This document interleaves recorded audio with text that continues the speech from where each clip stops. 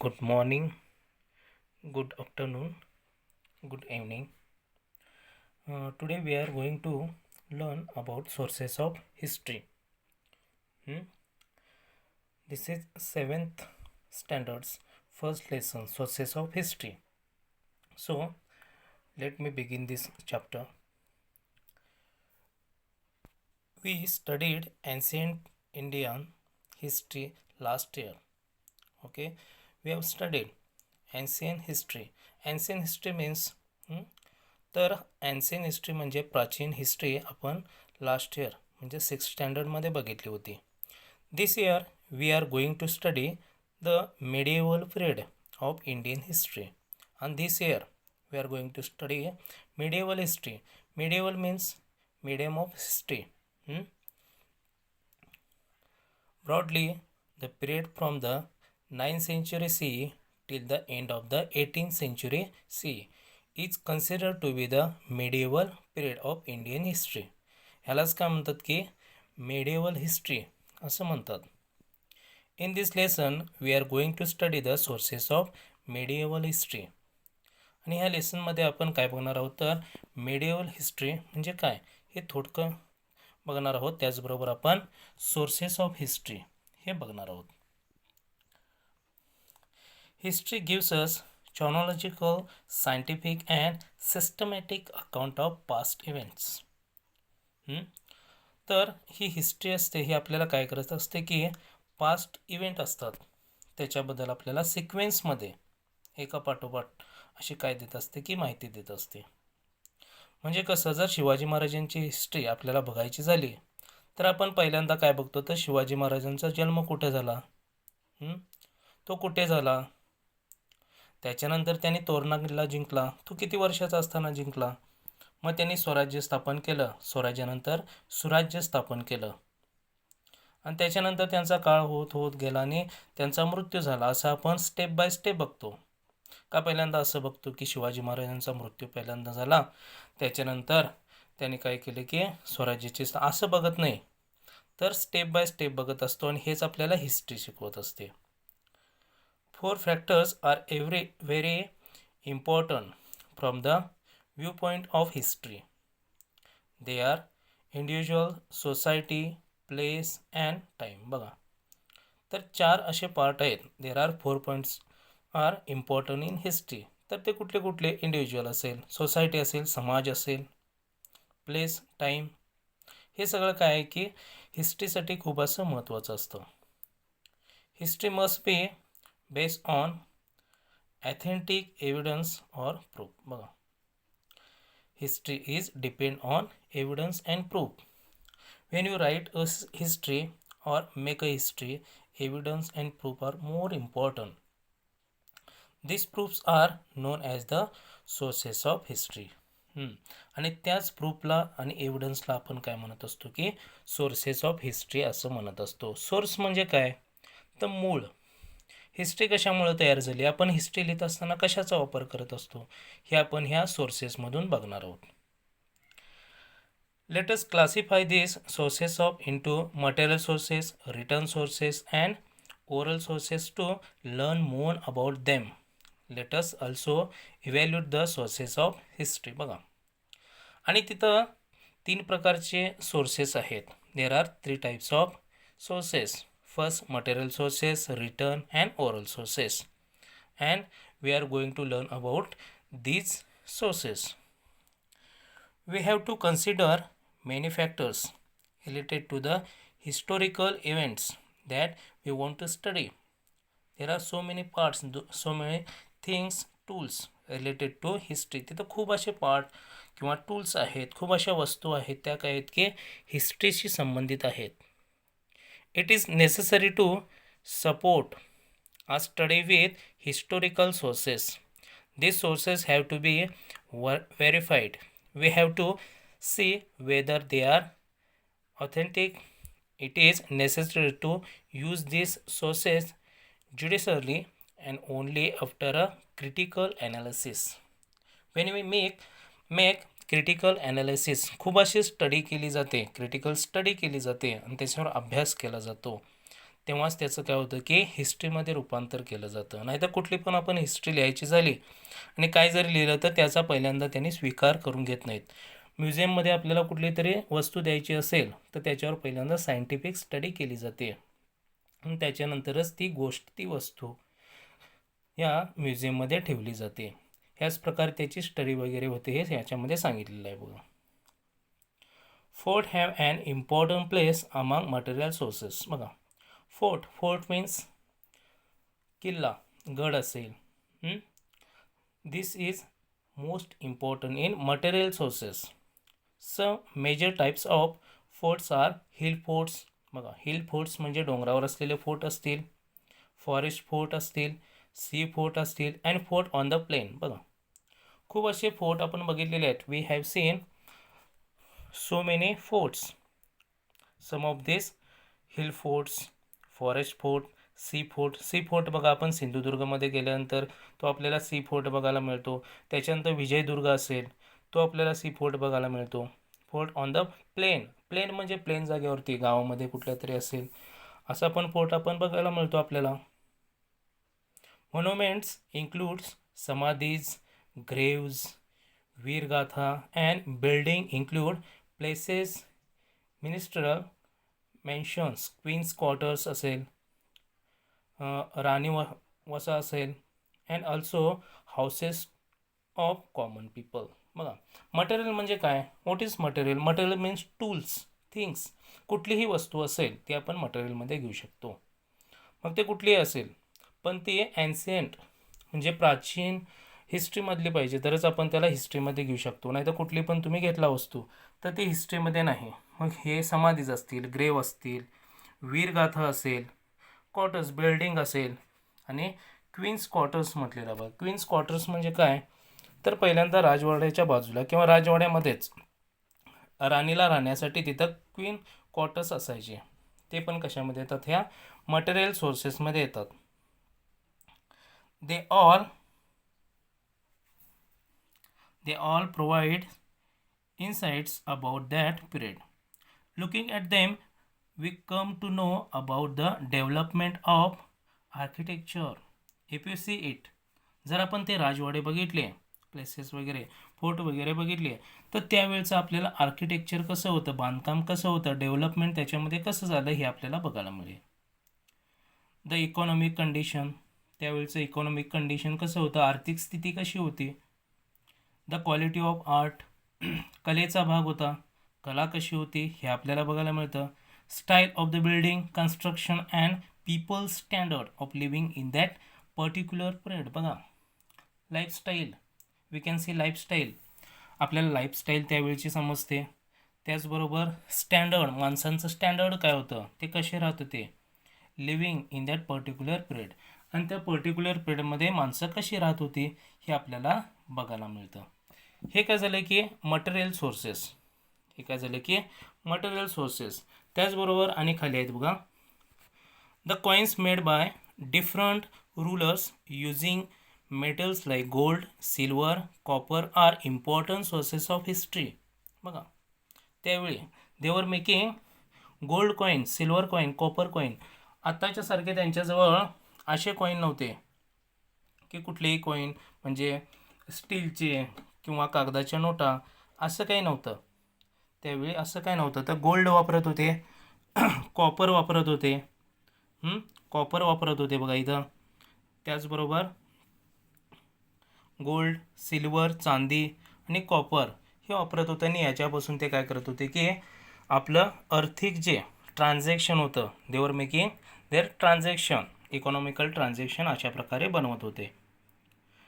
From this coins will learn about the rulers, their periods, governance, religious ideas. बघा, जर आपण हे coins बघितले, if you see this coins we can get idea about that king, rulers means king. त्याचा period कुठला होता, period कुठून कुठंपर्यंत होता तो, त्याचा जन्म कधी झाला, मृत्यू कधी झाला हे बघायला मिळत होतं. गव्हर्नन्स, बघा त्याचं प्रशासन कसं होतं, गव्हर्नर कसं होतं. रिलिजियस, त्याचा धर्म कुठला होता, तो कुठल्या धर्माला जास्त, आयडिया त्याच्या काय होता, ह्या कॉईन्सवरून आपल्याला बघायला मिळतं. कारण का तर त्या कॉईन्सवर त्यांनी काय केलं होतं, त्या कॉईन्सवर त्याने काय केलं होतं की आपल्या धर्माचे वगैरे हे लिहिले होते, म्हणजे आपल्या धर्माचं काहीतरी महत्त्वाचं असेल ते लिहिलं होतं. कुशाना किंगनं काय केलं होतं की एका बाजूला आपलं चित्र आणि दुसऱ्या बाजूला तो ज्या देवावर विश्वास ठेवत होता त्याचं चित्र होतं. असं तो काहीतरी करत होता. त्याच्यामुळं आपल्याला समजत होतं की कुशाना किंग कसा होता. एक एक जण काय करायचे की आपल्या फोर्ट म्हणजे आपलं घर होतं त्याची चित्र कॉईन्सवर घ्यायचे. कोण कोण काय करत होता की विणा वाजवत होता. विणा म्हणजे गिटार म्हणतात, गिटार नाही, ते मोठा असा तंबोरा असतो बघा, ते वाजवत होते. मग आपलं चित्र त्याच्यावर होतं त्या राजाचं. तो हातात विणा घेऊनच ते चित्र त्याच्यावर त्यानं कोरलं होतं.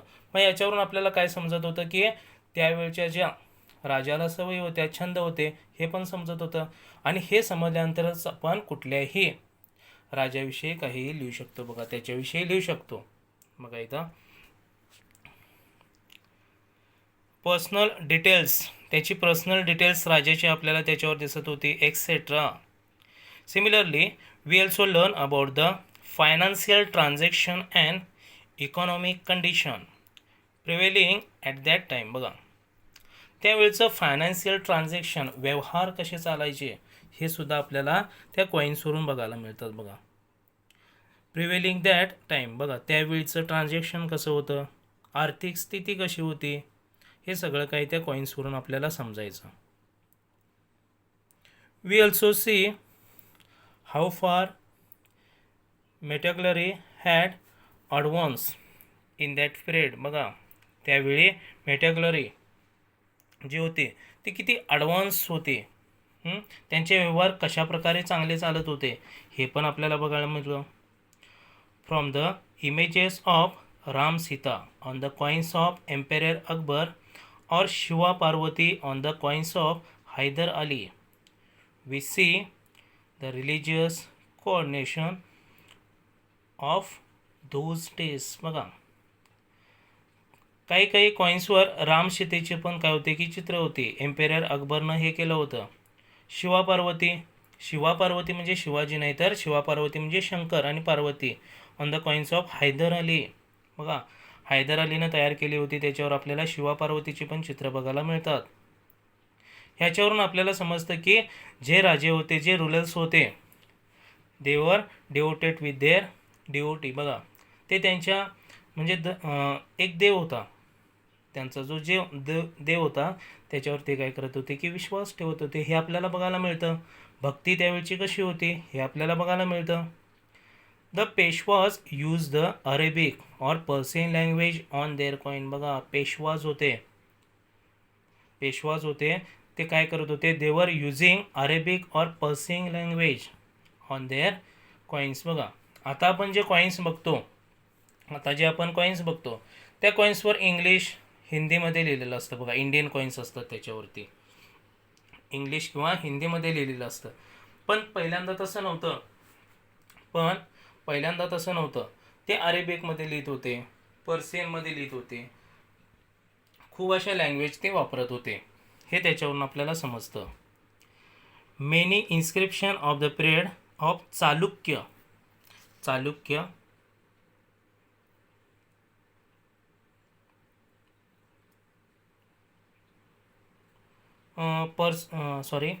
the Peshwas used the Arabic or Persian language on their coins.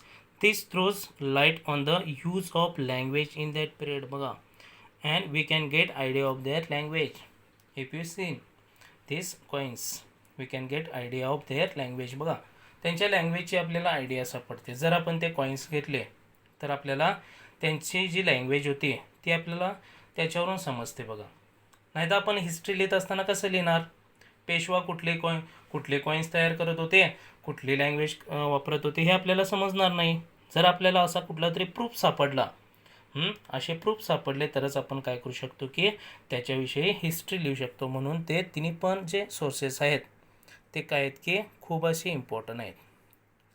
And inscription is a carving on a stone. बघा स्टोनवर सुद्धा त्यांनी इन्स्क्रिप्शन कोरीव काम केलं होतं. इन्स्क्रिप्शन मीन्स कोरीव काम. और अ वॉल बघा वॉल एक्सेट्रा, वॉलवर सुद्धा त्यांनी इन्स्क्रिप्शन केलं होतं, भिंतीवर इन्स्क्रिप्शन. आणि त्यावेळच्या भिंती घरांच्या होत्या. त्याचबरोबर केव्ज वॉल्स म्हणजे गुहा होत्या मोठ्या मोठ्या, आणि त्या गुहा दगडांच्या होत्या, त्या दगडांच्या भिंतीवर कोरीवकाम केलं जायचं. For example, the inscription found in the Brihadeeswara temple premises in Thanjavur. Many inscriptions of the period of Chalukya. Chalukya म्हणजे कोण? हे एक घराणं होतं चालुक्य. त्याचबरोबर Rashtrakuta, Chola and Yadava kings have been found. बघा, ही जी घराणी होती ह्यांना डायनेस्टी म्हणतात. राष्ट्रकूट असेल, चालुक्य असेल, चोळ असेल, यादव किंग्स असतील, हे त्यांच्या त्या काळामध्ये हे सगळं काही सापडलेलं आहे. बघा, म्हणजे तेच काय लँग्वेज ही वापरत होते, त्यांनी कॉईन्स वगैरे तयार केले होते. And inscription is considered to be a very important and reliable sources of history. बघा, इन्स्क्रिप्शन जे तयार केलं होतं, कोरीवकाम असेल किंवा कुठल्याही मूर्तीचं काम असेल, हे खूप असं महत्त्वाचं मानलं जातं. Inscription is important in history. और कार्विंग पण करत होते. This also important in history. It helps us to understand features like the language, script, social life of a period. बघा, ह्याच्यावरून आपल्याला we can get idea about their social life. Social life त्यावेळची कशी होती, language कुठली होती, script means लिपी असते. बघा, लिपी, त्याला आपण लिपी म्हणतो. जशी आपण आता वापरलेली आहे ती देवनागरी लिपी, मराठीमध्ये आपण वापरतो त्याला काय म्हणतात, देवनागरी. ही आहे ती इंग्लिश लिपी आहे. ही कुठली आहे तर इंग्लिश लिपी आहे. मग याच्यावरून आपल्याला समजत होतं त्यांची लिपी कुठली होती. They were using which script they were using, social life असेल, हे सगळं काय आपल्याला याच्यावरून समजतं. इन्स्क्रिप्शन काव on sheets of copper are known as copper plate. बघा, कॉपर प्लेट त्यावेळी होती आणि कॉपर प्लेटवरती सुद्धा ते काय करायचे की कोरीव काम करायचे. आणि त्याच प्लेटला आपण काय म्हणतो की कॉपर प्लेट. हे मटेरियलमध्ये येतं, कॉपर प्लेट मटेरियलमध्ये येतं. Royal edicts, verdicts etcetera are inscribed on copper plate. बघा, इन्स्क्राइब्ड ऑन कॉपर प्लेट, हे सगळं काही कशावर केलं होतं की त्या कॉपर प्लेटवर केलं होतं. बघा, कॉपर प्लेट एक होती, त्याच्यावर नक्षीचं काम केलं जायचं मस्तपैकी आणि ती कॉपर प्लेट ठेवली जायची, असं होतं. हे मी सांगितलं तुम्हाला कशाबद्दल तर मटेरियल सोर्सेस. मग मटेरियल सोर्सेस कुठले कुठले असतील, हे कॉईन्स आहेत इथं. त्याचबरोबर इथं कुठले तरी असं हे आहे बघा, दगडावर कोरीवकाम केलेलं आहे. त्याचबरोबर फोर्ट आहेत, किल्ले आहेत. हे किल्ले पण कशामध्ये येतात, मटेरियल सोर्सेस. आता पहिल्यांदा मी तुम्हाला काय शिकवलं आहे की मटेरियल सोर्सेस हे झालेलं आहे. त्याच्यानंतर आपण बघणार आहोत ते return sources. What is return sources? Written sources म्हणजे जे लिहिलेलं असतं त्यालाच आपण फक्त काय म्हणतो की रिटर्न सोर्सेस. मग त्यावेळी माणसं कशी लिहायची, कशावर लिहायची, का लिहायची, कशाबद्दल लिहायची, ते आता आपण बघणार आहोत. तर त्यावेळची माणसं काय करायची की भुजापत्रा नावाचं एक झाड होतं, ते जम्मू काश्मीरमध्येच आपल्याला सापडतं. आता जरी गेला तरी असेल ते, त्या झाडाची पानं काढायची किंवा त्या झाडाची पानं काढत नव्हते, जास्तीत जास्त त्या झाडाची सालं काढायचे आणि त्या सालावर आपला काही लेख असेल तो लिहायचे. ते पण कशामध्ये येतं, रिटर्न सोर्सेस. कुठल्या तरी दगडावर लिहिलेलं असेल ते पण रिटर्न सोर्सेसमध्ये येतं. बुक्स असतील, ओवीज असतील, हे पण लिहिलेलं असायचं. हे आपण बघणार आहोत. We learn about significant historical event in the medieval period from sources like the written style of scripts like Devanagari, Arabic, Persian, Modi, etc., as also from the varieties of different languages, Bhujapatra, religious manuscripts, treatises, edicts, decrees, biographies, painting, etc. बघा, हे सगळं कशामध्ये येतं तर return सोर्सेसमध्ये होतं. आणि written sources, if you want to write, you want first script. आपल्याला लिहायचं असलं तर पहिल्यांदा स्क्रिप्ट पाहिजे. जशी आपण देवनागरी लिपी वापरतो बघा, अ ब कडं असेल, अ आ इ ई, हे आहे देवनागरी. अरेबिक असेल स्क्रिप्ट, पर्शियन असेल, मोडी लिपी. बघा, इंडियामध्ये सुद्धा मोडी लिपी वापरली जायची, पण ती खूप जुनी आहे आणि आता त्याच्यामध्ये रेकॉर्ड ठेवलं जात नाही. जर आपल्याला जुनं रेकॉर्ड आपण काढायचं झालं तर त्याच्यामध्ये मोडी लिपी आपल्याला सापडते बघा, आणि ती आपल्याला देवनागरीमध्ये ट्रान्सलेट करावी लागते. भुजापत्रा दिलेला आहे. रिलिजियस मॅनस्क्रिप्ट, हे पण याच्यामध्ये येतं. पेंटिंग्स असेल, हे सगळं याच्यामध्ये येतं. We can we can gather information about the food items, attire, convenience and rules of conduct of the people. बघा त्यावेळेचे रूल्स काय होते, रूलर्स कोण होता, रुलिंग पार्टी कुठली असेल, festivals and about peoples life etcetera.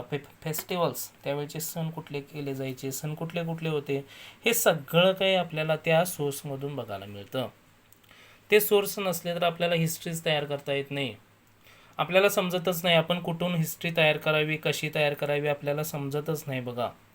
कारण आपल्याजवळ काहीतरी त्याची प्रूफ पाहिजे तरच आपण हिस्ट्री तयार करू शकतो. आणि हेच ते प्रूफ आहेत, काय तर हेच ते प्रूफ आहेत बघा. आणि प्रूफशिवाय आपल्याला हिस्ट्री तयार करता येत नाही. From this sources of this type are called written sources of history. आणि यालाच आपण काय म्हणतो की रिटर्न सोर्सेस असं म्हणतो. कारण ते सोर्स लिहिले होते, आपण वाचल्यानंतर आपल्याला समजतं बघा. आपल्याला वाचल्यानंतरच ते समजतं, तसं आपल्याला समजतच नाही. आणि आपल्याला जर ते सापडलं तर आपण त्याच्यावरची माहिती वाचतो. शिवाजी महाराजांचा आपल्याला इतिहास लिहायचा असेल तर शिवाजी महाराजांविषयी आपल्याला रूल्स किंवा प्रूफ सगळे पाहिजे तरच आपण त्यांच्याविषयी लिहू शकतो हिस्ट्री. नाहीतर चुकीची हिस्ट्री होते ती आपण काहीतरी लिहिलं तर.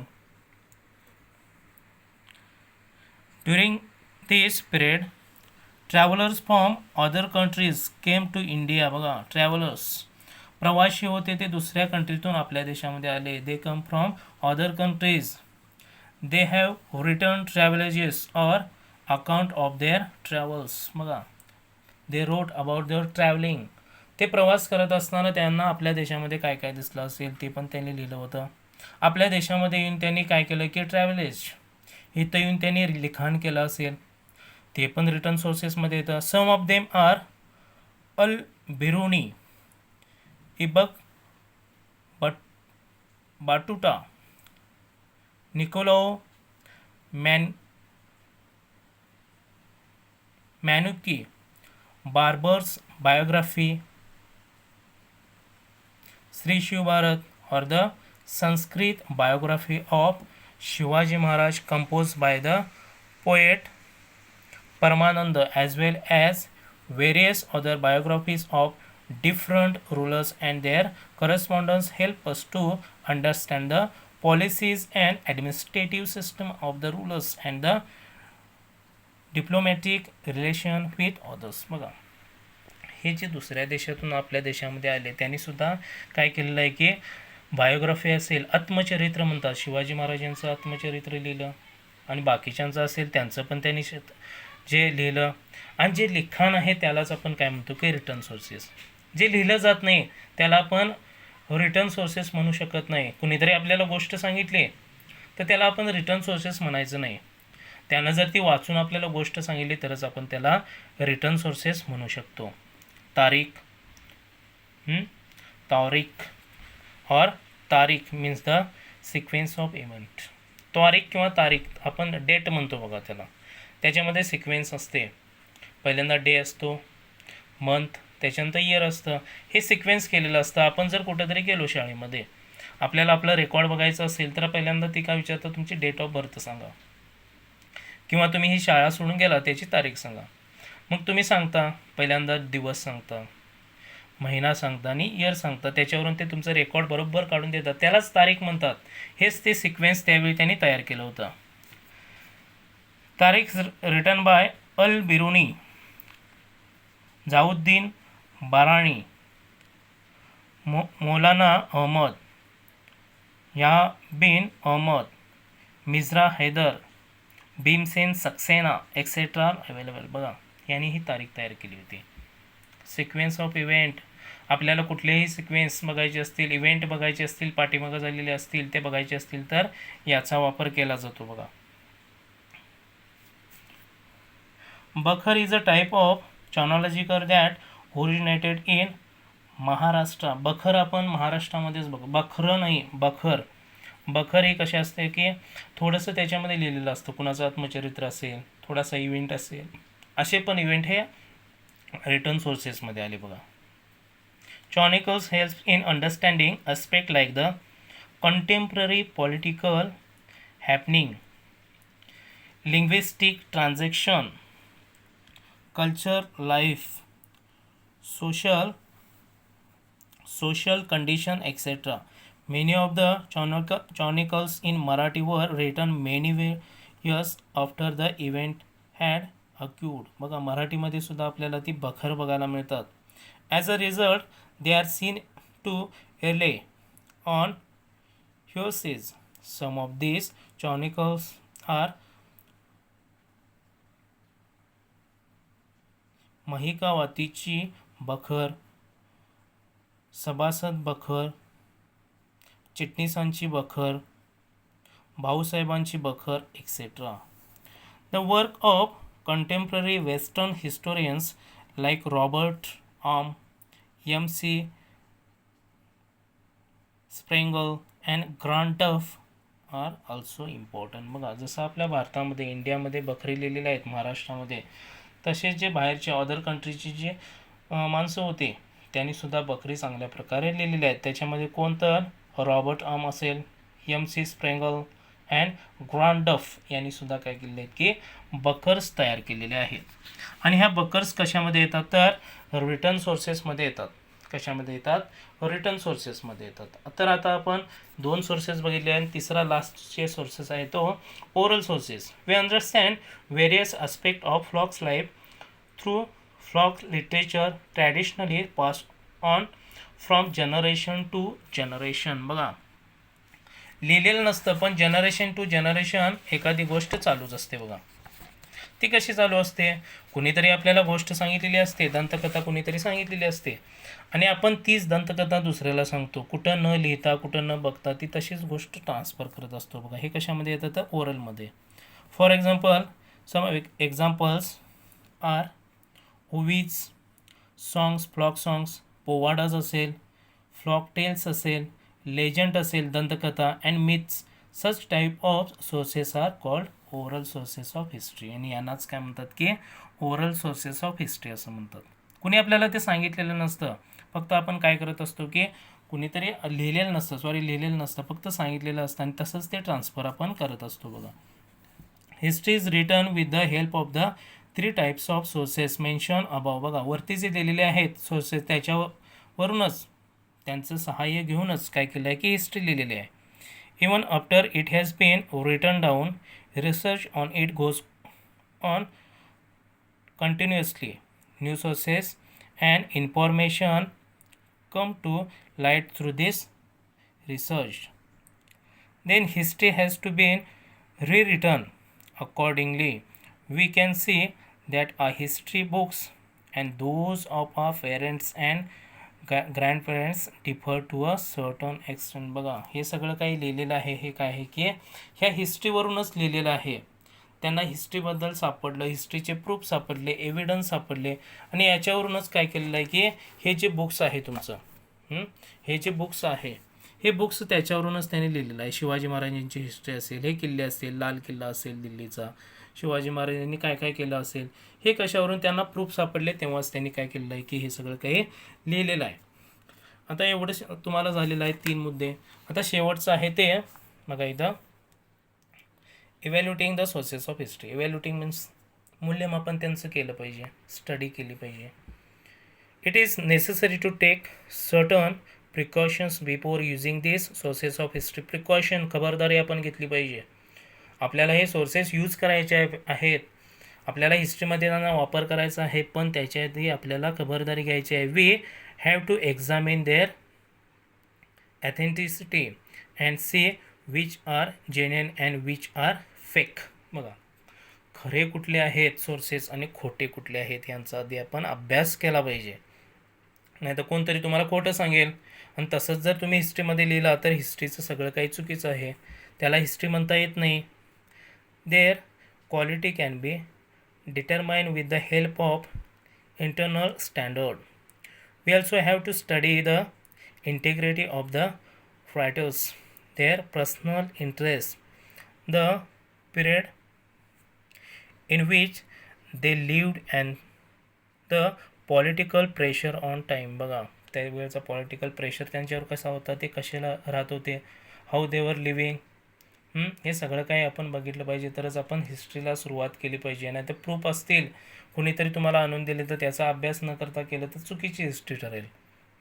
It is also important to see whether they rely on hearsay or give and eye witness account.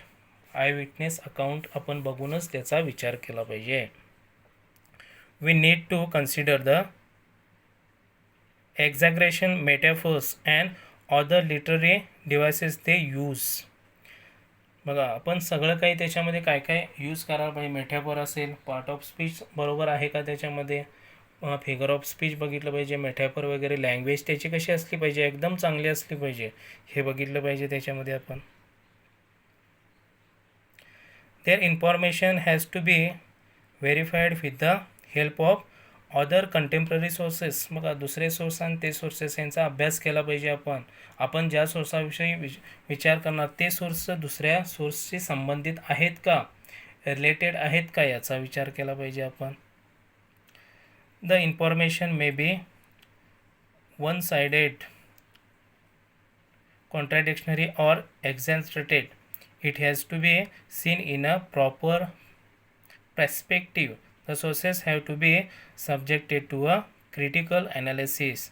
The author's impartiality and neutrality are very important in writing history.